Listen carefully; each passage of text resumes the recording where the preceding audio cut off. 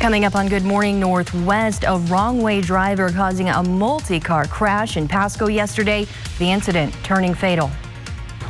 Plus, we're tracking a surge of suspected gang violence involving local teens and how community leaders are working to stop it.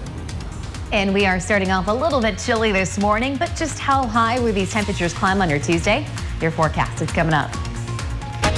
From Camp KView Local News, this is Good Morning Northwest. Good morning, Northwest, and thanks so much for kicking off your Tuesday with us. Kristen, can't complain. Not at all. You know, sitting outside yesterday, basking in all the sunshine. We had temperatures yesterday back into the 60s, and we'll pretty much have more of the same out there today. So let's get you started first with that live look. Downtown Yakima, still dark at this hour, but sunrise still just after 6:30 early this morning. We have a few clouds that are drifting through the area, and temperatures, as I just mentioned, a little bit chilly right now. We're at 40 in the Tri-Cities, 37 in Prosser.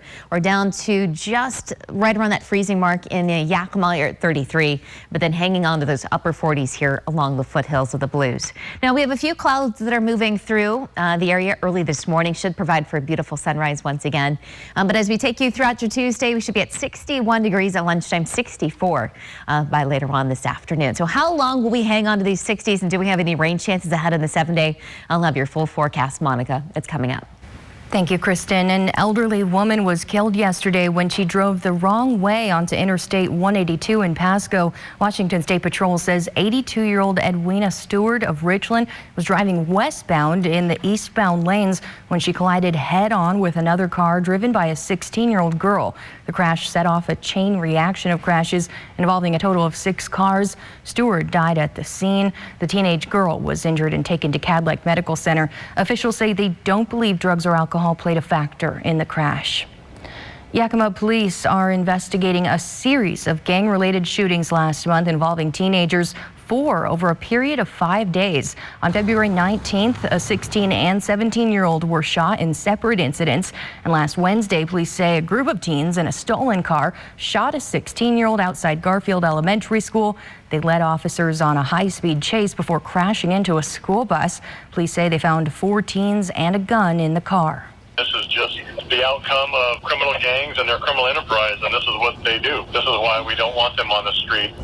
Hours later, police say a 19-year-old was shot near Kiwanis Park in retaliation for the shooting near the school. While officers are working to prevent gang violence, they say community members can help by donating to organizations that work with local teens, such as the Madison House Youth Center.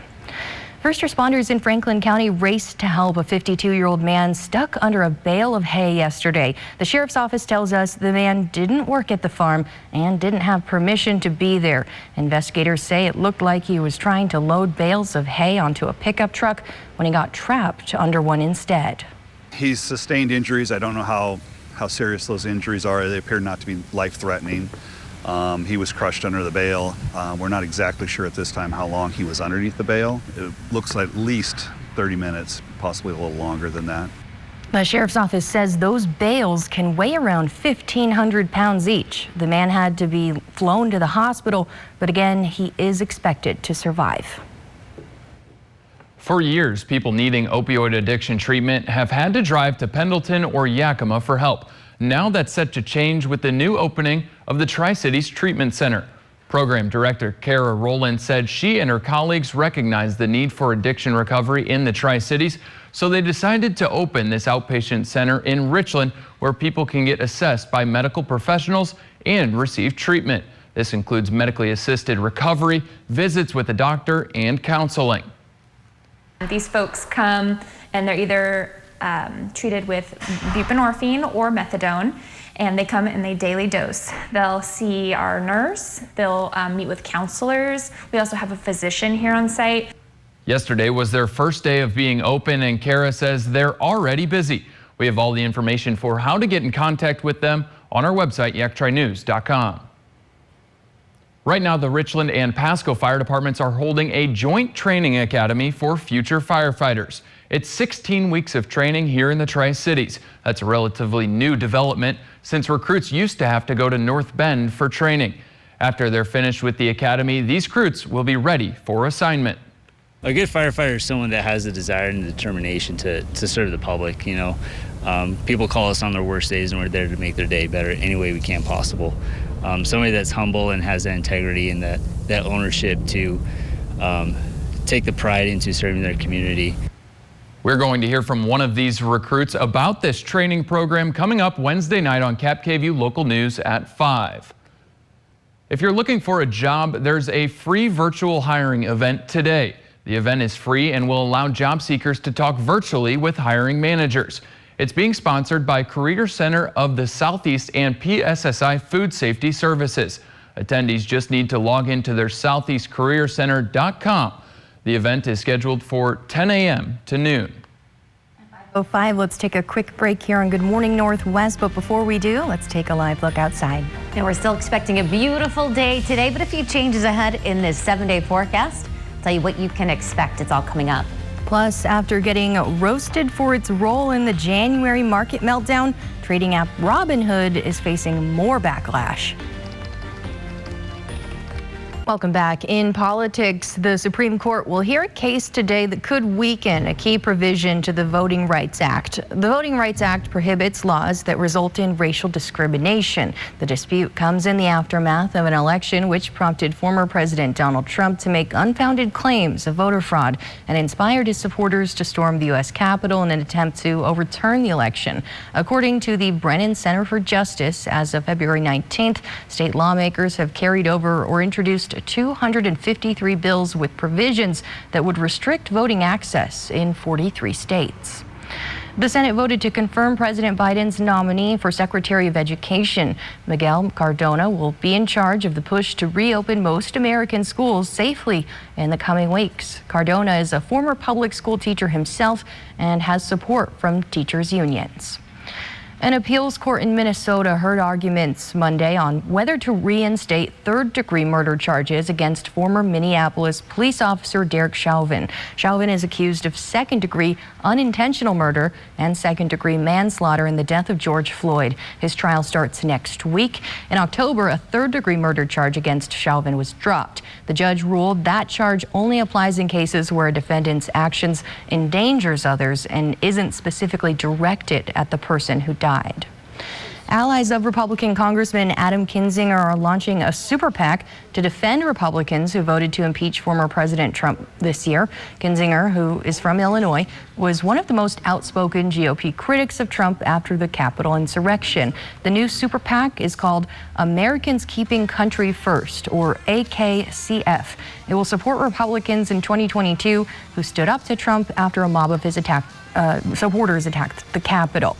The idea is to counterbalance far-right candidates and groups that threaten campaigns against Republicans who opposed Trump.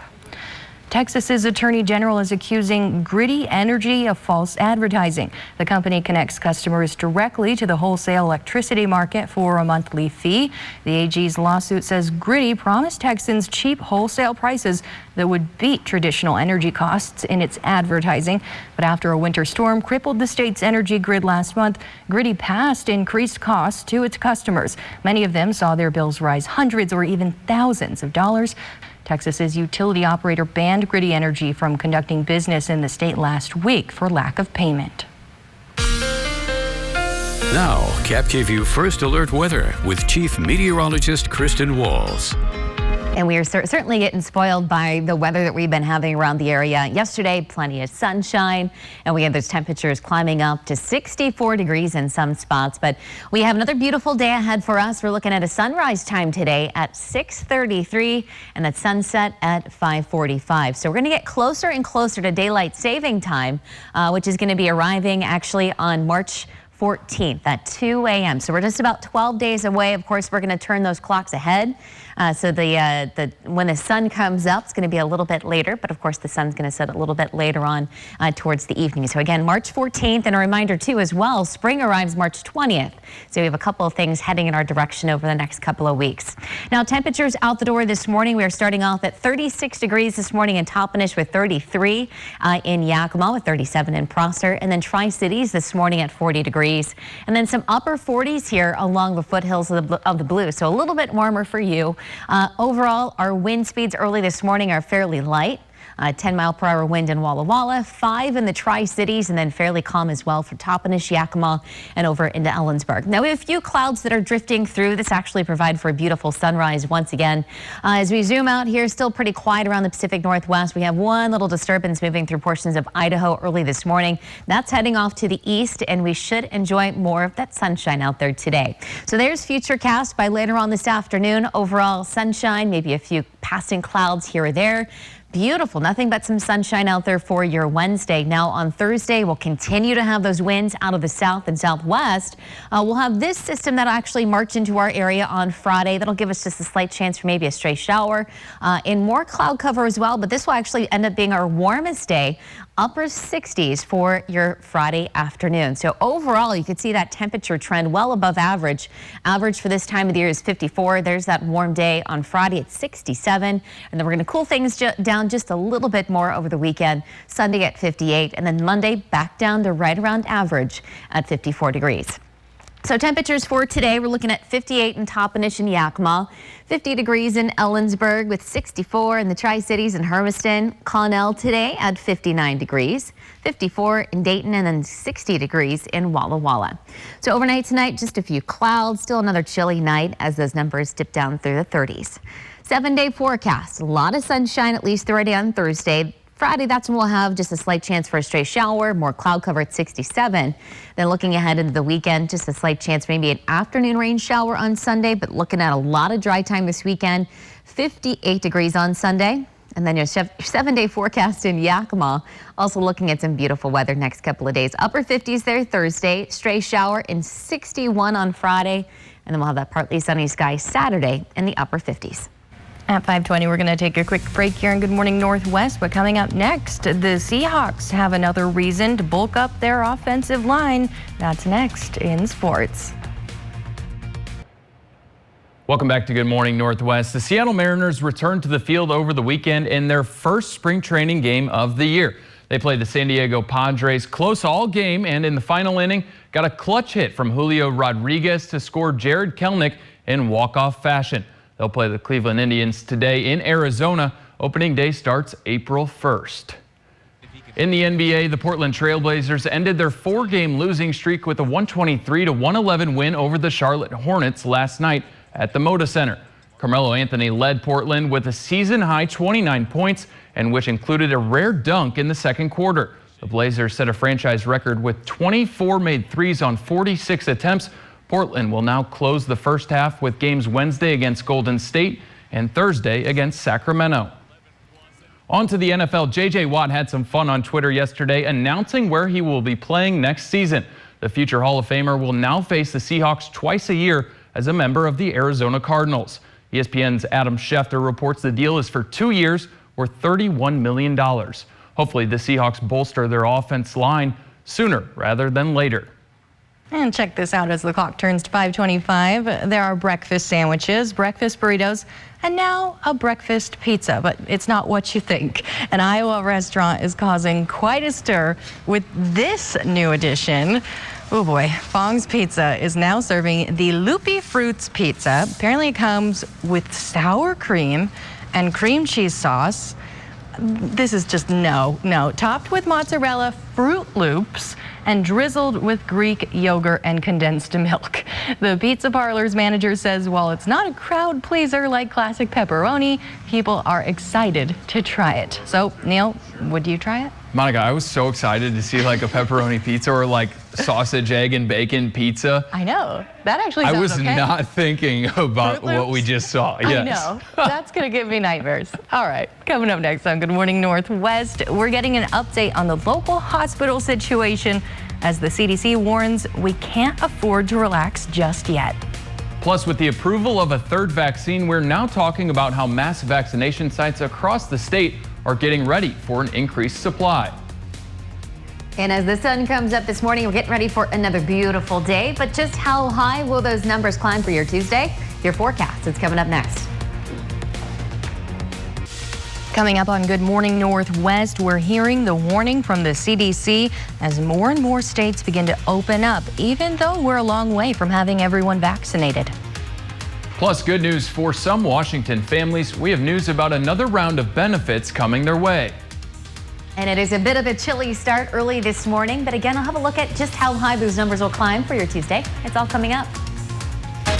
From Camp KVUE Local News, this is Good Morning Northwest. Good morning, Northwest, and happy Tuesday, everyone. Kristen, Neil, I think you might both agree with me that we've been pretty spoiled with these spring temperatures. We have. You know, the fact that we can enjoy the sun without really much of the wind, we're going to take it, especially this time of the year. Usually we have some warmer temperatures and the wind picking up, but really not the case once again today. So let's get you started first with that live look. Downtown Yakima, it is a pretty quiet start this morning. Again, sunrise just after 6:30 this morning. Temperatures right now, we're sitting in the upper 40s from Walla Walla into Pendleton, so not too bad for you. 40 currently in the Tri-Cities with 37 in Prosser, just above that freezing mark in Yakima, and then Ellensburg this morning sitting in at 31 degrees. So pretty quiet here locally. We have a few clouds that are drifting into our area this morning, should provide for a beautiful sunrise. But your Tuesday forecast, we're going to see those numbers climbing up pretty quickly. 61 degrees there at lunchtime, and then 64 degrees for your Tuesday afternoon. Numbers will continue to climb over the next couple of days. Just how high can we expect? I'll have your forecast. It's all coming up. Thank you, Kristen. Washington State is expected this week to surpass 5,000 deaths from the coronavirus, almost exactly 1 year after the first known virus death was recorded in the U.S. The state reported 475 new confirmed cases and 13 more deaths Monday, which brought the total to just under 40,000 known infections and 4,900 deaths. The first confirmed coronavirus death in Washington and the United States was announced on February 29th of last year. Some encouraging news is hospitals across Washington state are starting to see a decline in COVID-19 patients admitted to the ICU. The Washington Hospital Association says while this is promising, they're still worried about variants of the virus. Cadleck Health System CEO says the pandemic has been a challenge on its own, and over the past year, they've also seen more cases of substance abuse and mental health issues on top of COVID-19 patients. It's a bit like, let's say if you were training for a marathon, and about halfway through your training somebody came to you and said, you know what, you're going to be in a powerlifting competition in 6 weeks, so you better bulk up. So trying to do both of those things at the same time has been hard. Since the pandemic started, Khalil says their hospitals have treated 1,600 COVID-19 patients. So far, they've given out 1,200 doses of the vaccine. Shipments of Johnson & Johnson's one-dose coronavirus vaccine are on their way. Over the weekend, federal health officials signed off on emergency use. This is the third vaccine approved in the United States. Almost 4 million doses are now available, and the company is promising tens of millions more by the end of the month. Governor Inslee tweeted over the weekend that Johnson & Johnson's vaccine will have to go through another review, just like the other versions did, before it's available here. Local health officials are already planning to ask for a delivery as soon as the vaccine is cleared for Washington state. Officials running the mass vaccination site here in Kennewick say they have 6,000 doses of Pfizer vaccine ready to go this week. They're still focusing on getting caught up on booster shots, so you'll only be able to get an appointment at the Benton County Fairgrounds this week if you already got your first dose and your vaccination card says it's time for the second one. The CDC says more than 25 million people have gotten 2 doses of coronavirus vaccine and are now fully protected. That's around 10% of people over 18. Despite that, and the surge of new doses on the way, the head of the CDC says people are feeling a little too confident. I am really worried about reports that more states are rolling back the exact public health measures we have recommended to protect people from COVID-19. I understand the temptation to do this. 70,000 cases a day seems good compared to where we were just a few months ago. But we cannot be resigned to 70,000 cases a day. Doctors say the vaccine stops you from having symptoms in most cases, but they're not entirely sure if it stops you from spreading coronavirus to other people, which is why it's important to keep following safety steps. Vaccine makers say they'll have enough doses for every American who wants one by the end of July. Seattle is ramping up vaccine distribution. Yesterday, Mayor Durkin said they will launch a mass vaccination site at Lumen Field later this month. While an exact start date hasn't been identified, Durkin said they plan on initially administering 5,000 doses across 2 days per week. According to the city, at peak operations and supply permitting, the mass vaccination site could administer 21,000 vaccinations each day or 150,000 vaccinations every week to the entire region. We really need to have the capacity in place before the vaccine supply increases. We do not want to be in a position of not being able to get the vaccines out immediately. Testing sites in Rainier Beach and West Seattle are now giving vaccinations on a permanent basis, while the Lumen Field site will be more open to the public. These are appointment by referral only to reach those potentially limited by language, technology, or transportation barriers. We've learned many Washington families are about to get another round of benefits to help feed kids who aren't getting breakfast and lunch at school. The federal government signed off on a second round of pandemic EBT for the remainder of the school year. If your child was signed up for free or reduced price meals, you can expect a preloaded card in the mail late this month or early next month. If the warmer weather has you thinking of a summer road trip, make sure you're budgeting for fuel. Gas Buddy reports prices have gone up more than 11 cents per gallon just in the past week. No matter where you go in Washington, expect to pay around $2.50 per gallon, and you could pay up to more than $4. The whole country is seeing prices around 30 cents higher than they were a month ago. And experts say you should prepare to keep paying more because people are starting to get back on the road with coronavirus lockdowns loosening. The Seattle Teachers Union is filing an unfair labor practice complaint against the state's largest district. Teachers say Seattle Public Schools pushed some teachers back into the classroom while they were still negotiating. The district still hasn't come to an agreement with teachers about when students will return to in-person learning. Many teachers say they don't believe they will be safe until they get vaccinated. Major decisions await Eastern Washington University as it determines the future of its athletic department. EWU commissioned a report from the Pictor Group to determine the best direction for the department. The group cited athletics as a way of boosting the university's reputation, citing success in basketball and football, as well as the university's famous red turf. EWU is also on track to go deeper into the hole with decreasing enrollment caused by the COVID-19 pandemic. The university stands to lose an additional $5 million going into 2022. It's now time to raise the flag here on Good Morning Northwest with the Pledge of Allegiance. Welcome back to Good Morning Northwest. Alaska Airlines officially started putting passengers on the 737 MAX. This is the plane that was grounded for more than a year after 2 deadly crashes overseas. Boeing says it's made improvements since then, and the FAA signed off on the planes returning to the skies. Alaska has been testing its 737 MAX planes for weeks. Right now, they're only flying between Seattle and Southern California, but Alaska plans to expand in the next few years. United Airlines is predicting a rebound in travel as it buys over a dozen Boeing 737 MAX jets. Monday, the airline announced its largest order since the 737 was grounded in March of 2019. United is agreeing to buy an additional 25 jets. That's on top of the 45 it had previously ordered. United says it now believes air travel will have recovered by next year. United was the first airline to resume orders of Boeing 737 MAX jets since the FAA lifted its grounding order in November. This brings us to our poll question of the day. Would you feel comfortable flying on a Boeing 737 MAX? Vote now at yaktrynews.com/vote or on our Cap KVU app, and we'll have those results at the end of the show. Coming up on Good Morning Northwest, we're talking about a new wealth tax being proposed in Congress. Who would have to pay, and the response from the White House.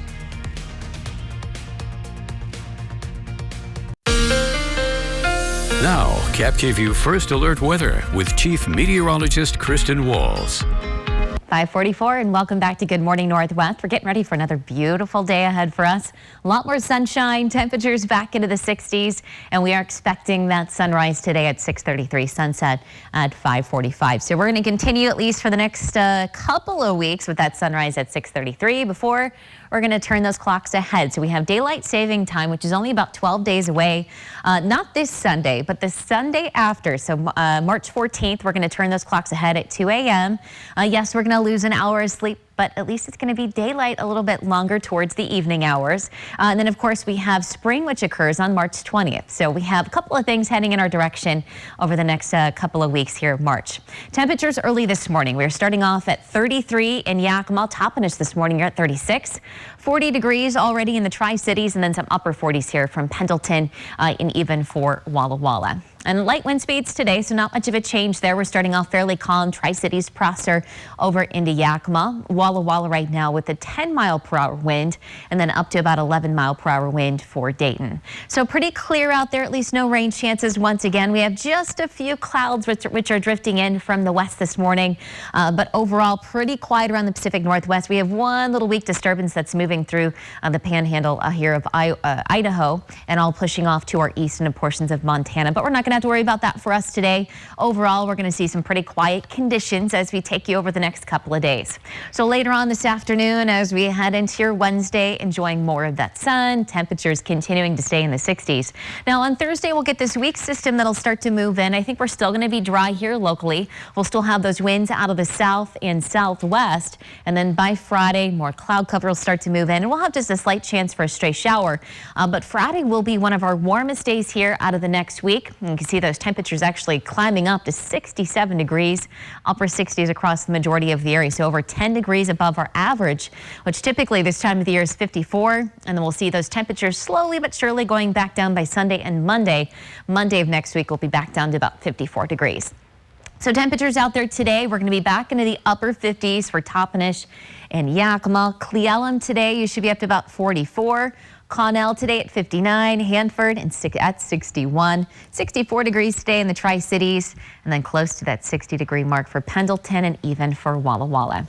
Overnight tonight, another chilly night and just a few clouds around as temperatures fall through the 30s. So there is your 7-day forecast. Enjoying that sun still over the next couple of days, up to 67 on Friday, stray shower, 61 on Saturday, 58 on Sunday. You might have an afternoon rain shower popping up across the area. Then Monday, partly sunny at 54. And then there's your 7-day for Yakima. Beautiful over the next couple of days, 57 on Thursday. Still the warmest day on Friday at 61 and a stray shower. And then we'll be back into the 50s over the weekend with an afternoon rain chance on Sunday. Thank you, Kristen. Senator and former presidential candidate Elizabeth Warren joined forces with Washington Representative Pramila Jayapal to propose a federal wealth tax on ultramillionaires. Your first $50 million is free and clear, but your 50 millionth and first dollar, you got to pay 2 cents. But that 2 cents is an enormous difference for the rest of America.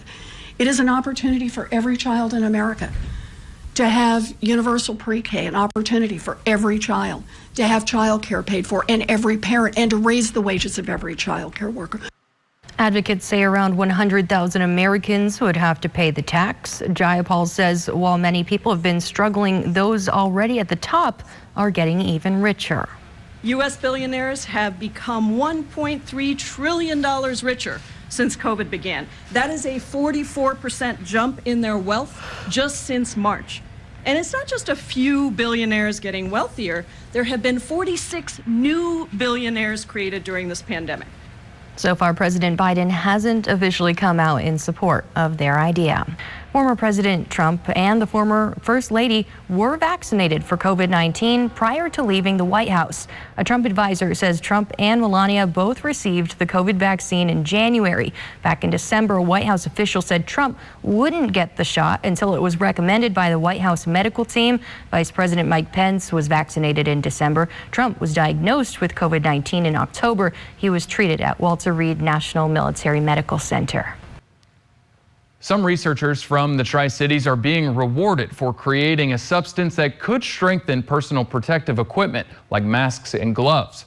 KEPKVU's Madeline Hagan spoke with a PNNL scientist who explains how it works. For PNNL scientist Curtis Larimer and his team, research started years ago during the Ebola virus outbreak. Now, in the midst of the COVID-19 pandemic, the need for his invention is more relevant than ever. It is a stretchy and super repellent coating. So it was designed to be able to integrate into medical PPE. It can shed water almost perfectly.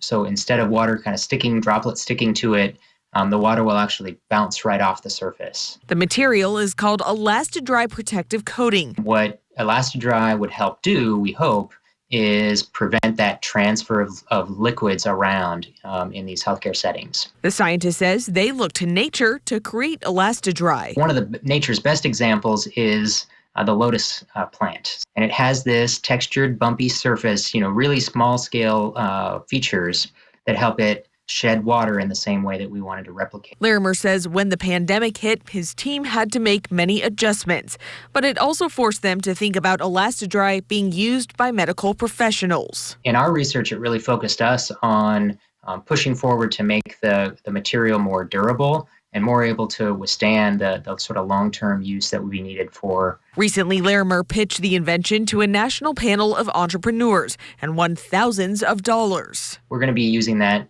primarily to try to engage commercial partners that would help us produce and then commercialize the technology. Now Larimer hopes companies will pick up Elastidry as a part of PPE design to keep frontline workers safe from infectious diseases. Curtis says he was also inspired to create this substance by his wife, who used to be a nurse. Elastidry could also be used in food processing, flexible tubing, and industrial manufacturing. All right, switching gears at 5:57 to your close to home forecast. Getting excited for more sunshine out there for today. A few clouds drifting through, but we should be back to a mostly sunny sky this afternoon. Mild temperatures as well. Many spots, as you can see here, back into the low 60s. Benton City, Richland, Basin City this afternoon, jumping up to about 60 degrees with Connell at 59. We'll have some morning clouds as well here along the foothills of the Blues, but then some afternoon sunshine. 58 in Pilot Rock, Pendleton today at 59 with Touchy jumping up to about 62 degrees. And then as we head over into the Yakima Valley today, just enjoying nothing but a sunny sky, so make sure to grab those sunglasses. 59 degrees today in Granger, Toppenish at 58, Yakima and even Union Gap into the upper 50s as well. We'll have some sunshine and clouds, just partly sunny. Quiet day today, still chilly in Cle Elum at 44, Ellensburg at 50, and then Vantage up to 57.